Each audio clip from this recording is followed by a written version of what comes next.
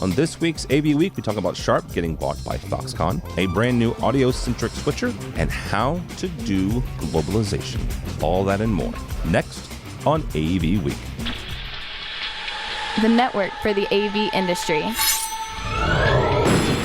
What are you listening to? This is AV. This is AVNation. This is AVNation. AV Week is brought to you by our fine group of underwriters, companies like Extron. This is AV Week, episode 231, recorded Thursday, January 28th, 2015. Globalization. Ready. AV Week. Performing scan. Week. Online. This is AV Week.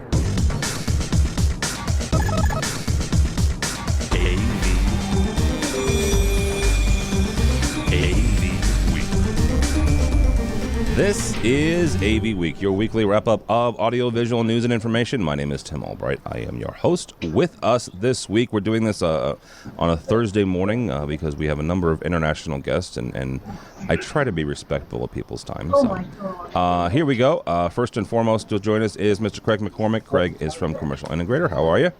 Doing great. How about yourself? Doing well. Also with us is Michael Braithwaite. Michael is from Clear One. Good morning, sir. Good morning. Now we have the first of our international guests, Sandra. Sandra is from HD Base T, based in Israel. Good morning, or afternoon, rather. It's afternoon. Good morning, Tim.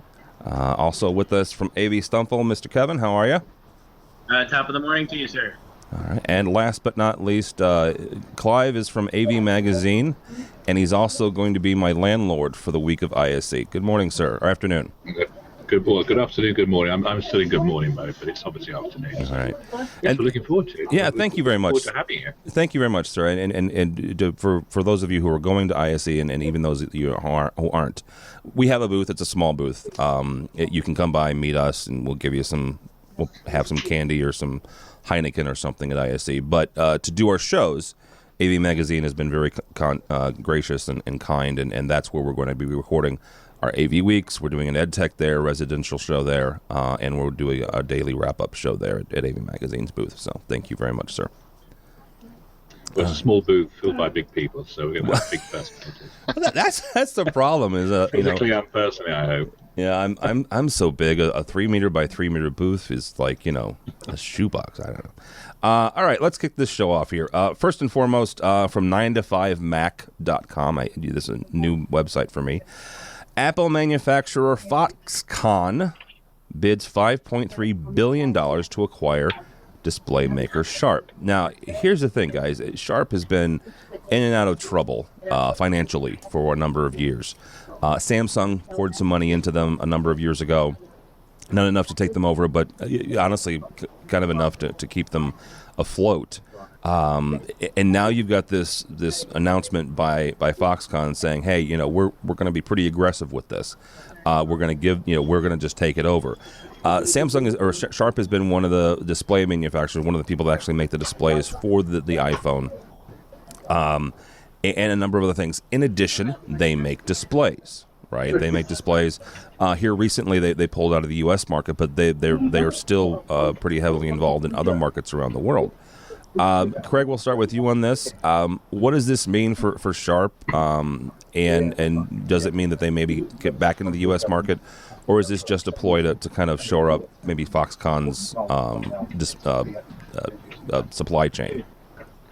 I think probably more of the latter. That it's probably a supply chain issue that maybe Foxconn sees a gap in what they have to offer, and they see a vulnerable company in Sharp, and they're looking to make a deal. I mean, that's kind of how business works. I don't know that this means that we'll see Sharp with a giant booth at Infocom or something like that, coming in June or anything like that. But I think it's just, it's Foxconn, coming in, throwing them a lifeline, and seeing maybe if they can take some of their people, take some of their knowledge, and apply it to to what Apple's doing.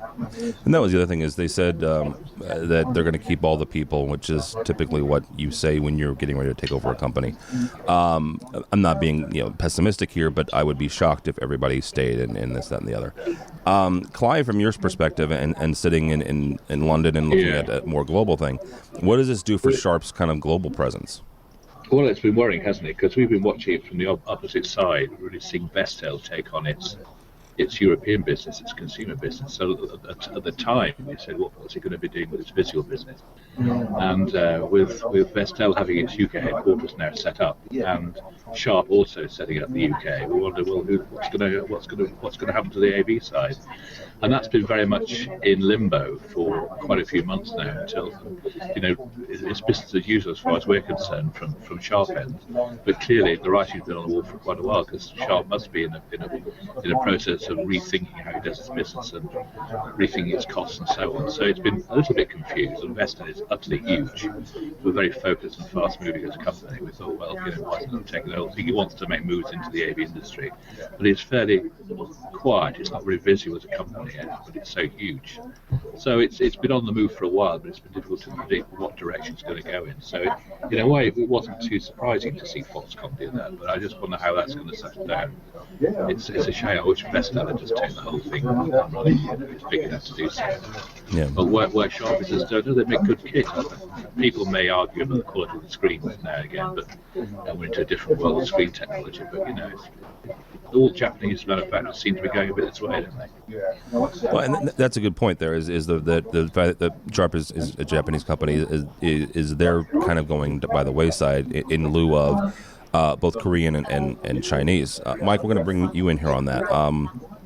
From your perspective, what does this kind of do for Sharp and kind of the market in general? Is this the last throes of probably the last great Japanese manufacturer? Yeah, I kind of fear that that's probably true.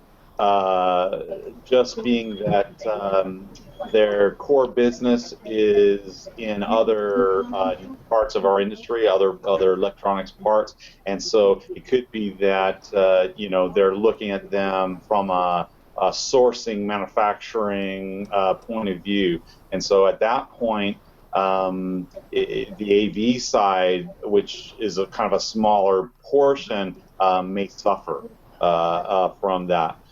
Then again, there is another side to that. If they are really trying to come out like some of the other Chinese manufacturers where they now would have a brand presence, then at that point, you could see renewed investment in that area, and where Sharp becomes this bigger play, especially inside of China and the Asia Pacific market. So it is interesting. It is interesting, but I do fear for some of the markets like North America, as far as displays, that's probably had its best day. All right, Kevin, from where you said, what does this do for Sharp? Kind of like my question to Clive. What does this do for Sharp in the European and the ME market? I haven't really been following it that close, but just from what I read, I feel that this is Foxconn's looking at this as like a pennies in the dollar investment opportunity for them. I don't know that this is going to get them any more gain in the market in the commercial or consumer side market any more than they've already have. But I just think that this is one of those kind of shark bait things, and they're gonna eat it up. I agree with you. I don't think I'd be very, very, very surprised if everybody stays on this merger or buyout. Well, and let's bring Sandra in here. Sandra's from HD Base T, was also you guys work a lot with Valens, which is a manufacturer of chipsets. Right. Talk about for a second, merging companies like this, right? What do these folks need to do? I mean, the guys at Sharp and gals at Sharp, what do they need to do when and if this goes through to make sure that they either seamlessly transition into Foxconn or get out while the getting's good? Well, I think the issue here is exactly what Craig said. That I think they're doing this for the supply chain, So I wonder how much of the new Sharp will be focused just on the Apple product, or they will be, stick to the, displays and other markets. I just don't know. I think I'm also very skeptical, like you are. If they're gonna keep all the employees, I'll be very surprised about that. Yeah. It's just like whenever you merge companies, you just hope for the best. But there are very few companies. I mean, look at Nokia and Siemens. Also, very few companies that manage to make that transition very smoothly. Yeah, absolutely. All right, next up, Clive. This is one of your stories, so we're going to start with you, just because it makes the most sense, and I'm pretty simple when it comes to stuff. Yamaha is releasing at ISC 2016, which is a show that starts in about a week and a half here. It's a Switch, quote unquote, specifically designed for the pro audio. Now, here's the thing. When I first read the story, I was like, okay, that's kind of silly. And I was like, I'm not quite sure why we need this. The one thing I will point out is, according to the article, flipping a single dip switch allows an optimized Dante setup to be instantly recalled, making the switches ideal for audio engineers who have no experience in IP networking, which is still an issue. Right? We still have folks who don't understand this. We still have both live staging and events folks and audio install folks who don't get how to do this. So, Clive, my question to you is why do we need a switch that's optimized for audio? Well, it's a whole can of worms going on here with audio business anyway. And I think the problem is business isn't doing audio networking full stop. We're trying to get the education pumped up. We're trying to look at products that make the installation of this sort of technology easier and easier, because we're wondering who's got the skills to put this stuff in. So it seems to be a bit of a grey area between traditional IT skills, audio skills, and AV skills installing this stuff in companies. And these sort of products are coming out, which are Dante boxes, hopefully geared up towards making the whole process simpler for companies to implement, according to a so-called, it's not a standard, but it's a way into getting audio into companies. So any kind of product which purports to do something like this is, we're not technical specialists, but we're trying to think, well, they're going in the right direction at least. Surprised to see Yamaha do it. I thought that's an interesting one. We're looking at all kinds of companies like Sennheiser and all the other traditional audio people crawling all over companies at the moment to try and get them to invest in audio and do it seriously with wireless installations and so on. And we've even launched AV Academy, which is a big education thing to try and find out why companies aren't buying and how these big audio manufacturers can talk to companies, explain what's what, why audio is important. As a former IT journalist, I just had great difficulty understanding why, it's part of the network. What's the problem? Why can't you just plug stuff in and make it work? Yeah. And the last 5 years, we had all this problem of the kit's not there. There are no compatibility standards going on. So Dante's grown, I suppose. It's the only way in at the moment, as far as I can see. So that's part of the reason. It's just to get perception going and look at products differently. And perhaps this one was the first one that came along that seemed to fulfill that criteria. Well, as luck would have it, we do have an audio person on. His name is Michael. Mike, you're from Clear One, obviously, and don't go slamming on Yamaha, but just in general, why do we need this, or do we need this? Well, while I am generally encouraged at any AV over IP type products, the slight problem I have with this is I would call this a pacifier product. In other words, the deployments that go on in the field, in the world, are from end users, and the IT departments at end users usually have specific infrastructures that they work with and that they work on. And the fear of a product like this is basically then you're relegated to the AV closet again. Okay, here, where your matrix switch used to be, here's this switch.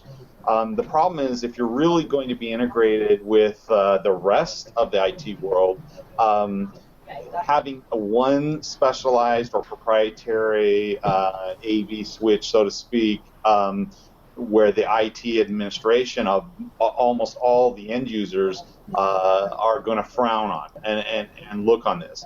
When you're talking about audio and video over IP, you're talking about multicast assisted network. That means you're really on a huge network with lots of IDFs all over and all of that. You need a real stacked solution that shares the multicast information and queries and so forth. And so that's the only problem I have with this is well, actually, I'm sorry. There's two problems, as Tim alluded to. The second problem is that's why I call it a pacifier product, and that is if you're in AV today, you do need to understand networking, and you do need to start working towards that. If you buy a product where I don't need to really understand networking and just put it in and it works, then how different are you from just somebody putting a matrix switch and running the Cat5s into the matrix switch? So I have a lot of mixed feelings about it. Okay, so let me take one thing you said there. You said it's a pacifier. Don't we need a pacifier, though? And I mentioned this. Clive mentioned the AV Academy, which I think is a great idea and something I think that we should do here in the States. It's there that AV Magazine is sponsoring it. It's all over the UK. They have several different locations where you can learn not only just basic audio skills, but also some of the networking stuff. Don't we need a pacifier for folks who still don't know this and are too old or think they're too old to learn this? But here's the problem with the pacifier. Okay, is the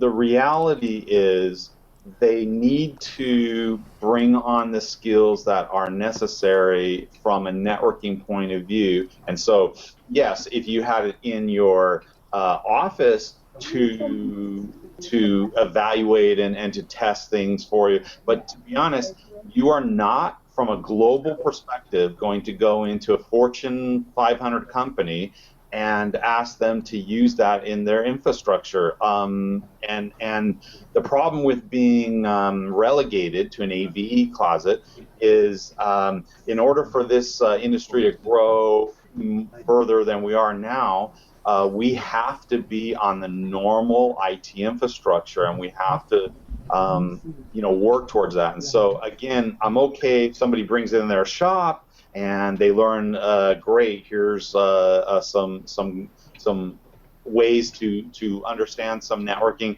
but it's not a real world product. It's not a product that's going to be adopted from an end user and an IT administration point of view.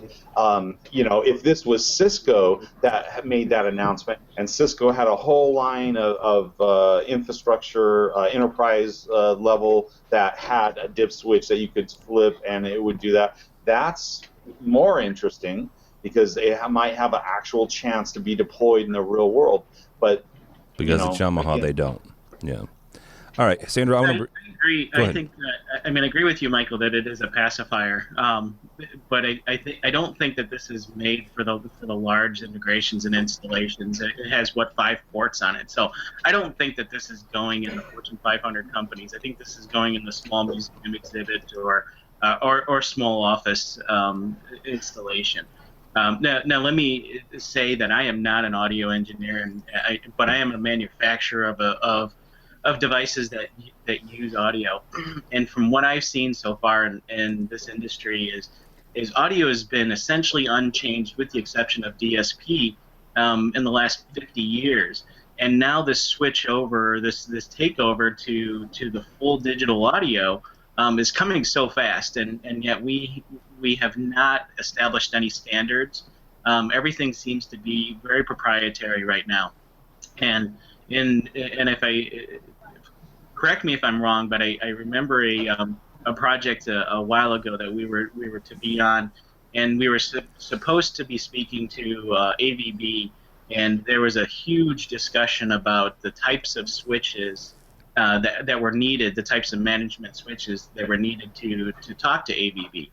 And so, and again, as a manufacturer, we've had many discussions about which way are we going to support digital audio. Are we going Dante AVB? Are we going with AES UBE?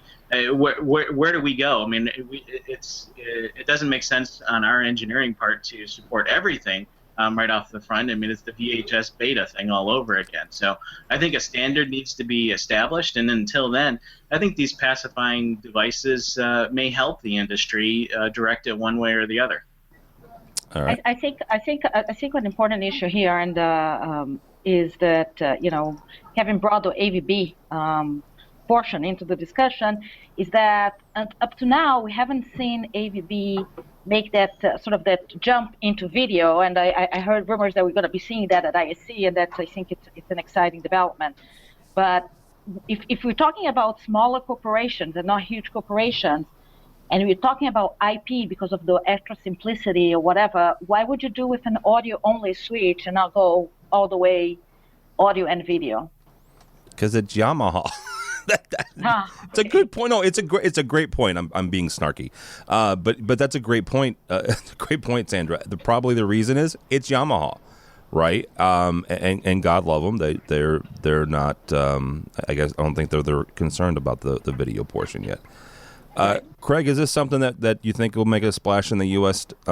Market? It doesn't sound like it so far, huh?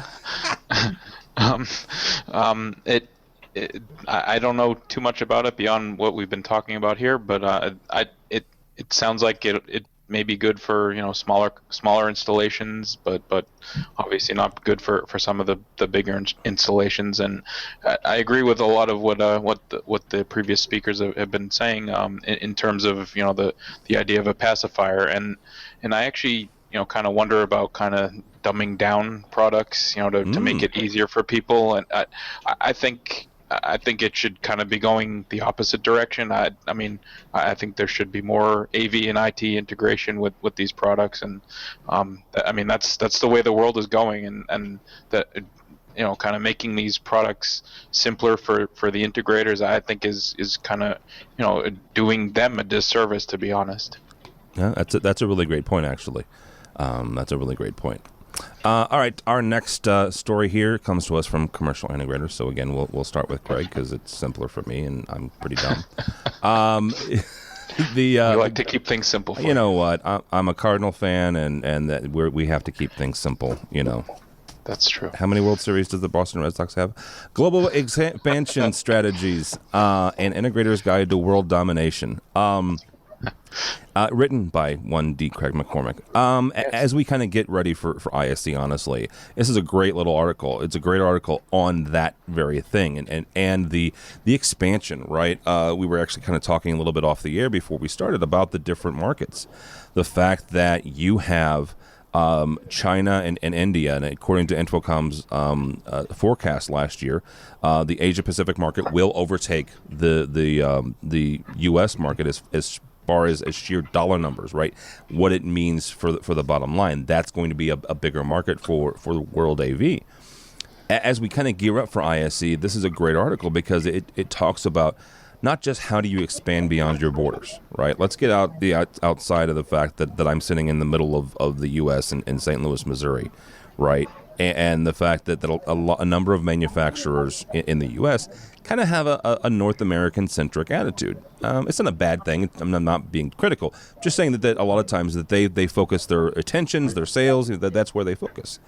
Let's get outside of that, right? Let's get outside of our own borders. Whether it's a projector screen manufacturer in Poland or it's an LED manufacturer in Spain. Let's get outside of our own borders and talk about how we can partner, how we can increase our own distribution. I did an interview with Michael Blackman yesterday from ISE, and they have a feature there at ISE, it'll be a week and a half here. It's called M2D, Manufacturer to Distributor.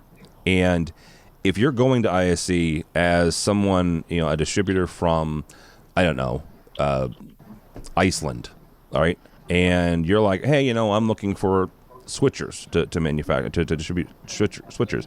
You can go to this kiosk, right, and you can type in "I'm from Iceland," and you can it'll bring up a list of manufacturers who are looking to distribute in your country. It's stuff like that will help us grow beyond our own borders and really kind of make this a global industry. So, Craig, kind of give me a Cliff Notes version of what exactly world domination you're talking about. Well, there's when I was at the AV Executive Conference in November that Infocom puts on, they were talking about how about 70% of their members are located in North America, and about 3/4 of the opportunities when it comes to AV are located outside of North America. So clearly there's a lot of untapped markets, and certainly it makes sense what you were saying in terms of Asia Pacific and that market going ahead of North America this year and beyond that, just because of the number of opportunities that are available and the number of installations that can be done there. The article kind of looks at a few different ways that you can expand your market beyond North America, whether it's partnering with a bigger company, entering into the Global Presence Alliance, or just kind of following your multinational customers, outside of the borders of North America. Certainly, there are some challenges in all three of those, but it's available, and it's not just the large companies that are doing it. There's a company, Verex, that they talk about how they're a small company, but they're a global company too. So. Yeah, Verex is actually a really good example of that. Clive, I want to bring you on this, and I'm going to end with the three manufacturers we've got here, because all three of you do this, right? You all three do international stuff. But Clive, from your standpoint, not only working with the integrators in the UK and other European markets, but also from the manufacturer standpoint, how are they doing this, where they're crossing borders and not just crossing borders inside the EU, which from my own American-centric point of view, it seems to be a little bit easier than going from America to, let's say, Brazil, right, which has historically been high taxes and high tariffs. How do you see this working in where you sit? Well, it's interesting because we were thinking of this year and next, looking more at the global issues involved in integration, but realised that no one really knew what they were. And we thought, well, how on earth? I've had several meetings with GPN, it's a very good organisation, and then it's trying to present a very good think global, like local type of stuff, which we've heard before. But from our experience, it's the local expertise that really counts. Apart from all the issues of currency and God knows what else, we go to Morgan Stanley, we go to all the big banks. They're looking for a global provider to provide a standard video conferencing, a standard boardroom, a standard this, that, and the other globally. They may be using local suppliers, but they want an overall best practice approach to installation globally, and they want one big integrator to handle that on their behalf. Ultimately, I don't know how it works. It's the answer. It's clearly going to deal with the big players, but the weakest link is a local provider. Now, all the members have their own expertise. 80% of their business has to be in that country they're operating within. So, in a sense, you can see potentially that there are various trust issues they've got around to make it work, where everybody realises that it's in their interest to operate locally within a big organisation. But the world is going that way, and it's like the big rollouts of digital science we haven't seen throughout Europe. There's been no big integrator to do that. And it was the AV industry geared up to all this. It's mainly the IT integrators that have all the muscle to do the big integration projects. But the only route AV has, as far as I can see, is by doing this sort of AVI, SPL, or Verex, or whoever. The big providers all linking up and pooling local resources to be able to operate efficiently, to provide a global contract to the big players. How it will work, how it works in practice, regardless of currency and various other operating issues, I don't know. We try and look at the overall picture. We try and run more business features looking at all this. But it's very difficult to, you've got the clear picture of what it's like to roll out two countries, but you can't get permission or access to a third as part of that major project. So it's difficult to gauge how it works in practice. We're going to try and do more and more of this practical thing to find out how it works, really. Yeah, it's. I think, go ahead, Sandra. I'm sorry. That's right. Yeah, I think just to reiterate, I think the international markets are huge. I mean, we see this from our perspective, just in terms of how many trainings we've been doing on A2B outside of the US. And there's almost like a hunger. I mean, we did trainings in Brazil, Colombia, Poland. We have now a partnership with a university in China, because I think that the challenge is not only doing the training, but it's also for these guys to be able to act on a local culture level.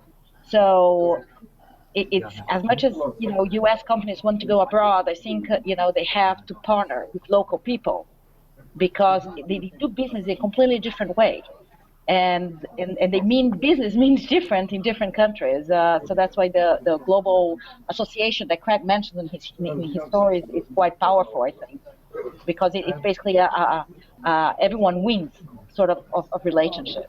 Yeah, not only the supplier, but also the local folks as well. You're right. Kevin, let's bring you on this. From your guys' perspective, how do you guys transverse, across lines? Well, I mean, this is something that we've been dealing with for many years. I mean, almost since the inception of our company. And having a global distributorship is one thing, but having a manufacturer representation in different companies is another thing. We can distribute or allow our products to be distributed through many distributors and integrators across the world, but being a very specified piece of equipment, and I'm speaking about our professional technologies only, not necessarily our projection screens. We have a very hands-on approach about the support and just allowing the equipment to go across. It's not like it's a microphone. It doesn't have one plug and it works or it doesn't work. Our devices are very, like I said, it's very specified and sometimes specified to each individual project. So having that distributor also entails having the ability, as Sandra said, the ability to train the distributors to support the products that we're supplying to them, and they're supplying then to the end users. But also having a support network that's viable and available to all the different markets that our products are in as well. And so this always becomes a constant battle and trying to make sure that we're covering all ends of the earth, we're covering all markets. I mean, we're in a lot of different industries, but with that expansive coverage, it means expansive manpower, and that cannot be just covered with distributors. I mean, that comes from us, the manufacturers. I run the U.S. office, which is wholly owned by the Austrian office, but not all of our offices are that way. I mean, we do have partners and we have distributors. So it comes down to, is this going to be something that's going to be a box that's pushed across the counter, or is this something that takes a lot of training and hand-holding, after sale? Yeah, and that's a very good point. Is how difficult the product is to integrate. Mr. Braithwaite, can I say where you've been? Is that sure? Okay, I want to make sure before I say this. Michael works for Clear One. He's been in and out of China. I think as long as I've known him, actually. And so you've got a kind of a cool perspective. You work for Clear One. You're based out of the U.S., but you've gone back and forth. So you've kind of experienced this from the manufacturer's standpoint. How do you guys do that? I mean, how do you work that relationship? Well, I'll tell you, it is quite challenging for a lot of the reasons that were mentioned from some of the other speakers. But also, I would add or extend onto that is you also have challenges, even things like currency. In the past year, for example, you might be specified in a project in China a year ago, but the currency has actually been manipulated 3 times since that bid was awarded. And so now if you're trading in dollars, for example, as a North American manufacturer like Clear One, there's a huge disadvantage to the fact that all of a sudden your product is 3 to 4 times more than it was when the bid was awarded. The second part of that, and some of this in the election season in the U.S., you might want to call this a nationalist movement, but inside of China, there's a huge effort for Chinese-made products that are being specified, especially in lots of the infrastructure projects and all of that. So you have this same thing. We see that a little bit in the U.S. Obviously, protection part, but when you see it on the reverse side, it's pretty strong. And if you add to that everything that was said about support, training, RMAs. In the U.S., we're a little spoiled. Like a dealer may have a defective product or something, and they can RMA or advance replace that relatively quickly. You'll be talking to folks especially in the South Asia.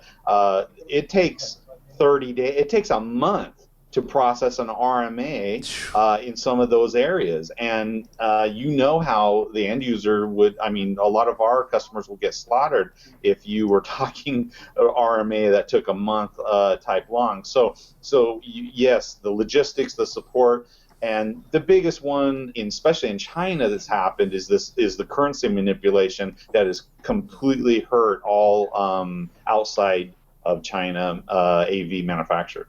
It's even worse in Brazil. You have a country like Brazil who's been going through a major economical sort of, really storm going on right now. The dollar pretty much doubled the past year. So subsidiaries of companies, of manufacturers who are in Brazil, because it's much cheaper to manufacture in Brazil, they still have their quotas or their whatever, the revenues that they need to meet in dollars, except that now the dollar is twice as expensive for them. So that means they have, all of a sudden, the quota just doubled. And it's a unsustainable situation, and lots of people are losing their jobs. Yeah, that was one of the things. Is my first trip to ISE was last year. That was my first education into this whole thing, where I was talking to a manufacturer about Brazil and about shipping to Brazil, and they said that the tariffs are so high that a product that costs $1,000 would cost $3,000 in Brazil. Absolutely. So in talking with some other manufacturing friends, let's just say that they have interesting ways around that. Everything from unported power cables to a single chipset that has to be installed. As long as something is done in country, you can say even it was if it's a label. Yeah, label. Pick the label. Yeah, I know that's Brazil. Yeah, that's Brazil. All right, that's going to do it for us, kids. Thank you so much. Thank you all, both the folks that are in the States and international, for staying late at work for me. Sandra from HD Base T, thank you. Thanks for the opportunity, Tim. How can people find you and or HD Base T? Twitter at HBaseT, and also on our website at www.hbast.org. Sandra at hbast.org also works. All right, and you're the booth at ISE. The booth at the ISE, we are in Hall 5, booth U92. Okay. We also have a tweet up with you guys on Wednesday at 4 o'clock, so everyone is invited. We have some really cool drinks. Some very cool drinks and some very cool bartenders. I know, that's what I heard, yes. They look good, let's put it this way. So everyone is definitely invited at 4 o'clock on Wednesday, February 10th. Very good. All right, Mr. Braithwaite, how can people find you and Clear One, sir? Clear1.com is the best place to catch up with us, and we appreciate the opportunity, as always, to lend a hand, and we'll definitely be looking for everyone at ISE. All right. Do you know your booth number there? I don't. I was trying to grab it, but if you get it before the end, we'll come back to you. How about that? Kevin from AV Stumpful, thank you, bud. Thank you. This was fun. Good. I had a good time. How can people find you? avstumful.com. You can reach me directly, Kevin at avstumful.com. And we will be showing at ISE as well. We'll be in booth number 1H6, number 1G3. Well, good Lord. You got two, and you're right there. Hall 1, if you've not been to ISE, is the big one in the center where a lot of folks are. So, all right, Mr. Craig MacCormack, you will not be exhibiting at ISE, but thank you, sir. I won't, although EH Publishing will have a booth. I do not know the number, though. But there will be awards and all kinds of magazines available for anybody who wants them. Very cool. And how can people find you? Commercialintegrator.com, or on Twitter, it's at Craig MacCormack. Very good. And last but not least, Mr. Clive, thank you, sir. How can people find you in AV Magazine? AVinteractive.com. We're at IAC, as we both are, in Hall 6, N152. Yep. We'll have some video sessions being filmed as well throughout the show, one a day or twice a day in some cases. Enterprise IV audio, a variety of subjects that will get the good and worthy in our little studio and be able to have a chat with them as well. Yeah, absolutely. And they're actually, AV Magazine is right around the corner from us. We're in 7. So come see us, come see come see everybody. It's a fun show. It's a lot of fun. And as Michael Blackman said yesterday, the one advice he would give to folks is either come early or stay for the weekend, because the city of Amsterdam is just a cool city in general. So come hang out and grab some good food and go to a good museum. So my name is Tim Albright. Don't follow me at this point in the football season, in the American football season. I'm complaining about the Bears not being in it yet again, except for the fact that what this last weekend was, guys, for those in the States. It was the 30th anniversary of the 85 Bears. Thank you very much. The last time they won the Super Bowl. I wish I knew who they beat. They beat the Patriots. Thank you very much. The old Patriots, not this newfangled. Can't believe I lived all the way to this without knowing this. It's all right. It's not that important. Go by the website. Go ahead. Also, don't tell people not to follow you. You're a must follow according. Oh to yes, Craig's article, the 103 people you must follow on Twitter. So I guess you should follow me. I'll put a link to that as well. It's a good article, and thank you guys very much for including us. But the website, avnation.tv, avnation.tv, you'll find this program, our specials. We're starting a couple of new shows. We're starting an official Resi Week weekly show. It starts recording on Monday. Mr. Matt D. Scott will be hosting that for a couple of times, and I will as well. A one-on-one interview program where I sit down with folks or Tucker or somebody else will sit down with folks and just do a one-on-one, right? Get into how they got in the industry and where they think the industry is going. So avnation.tv, avnation.tv. Thanks so much for listening. Thanks so much for watching. This has been AV Week.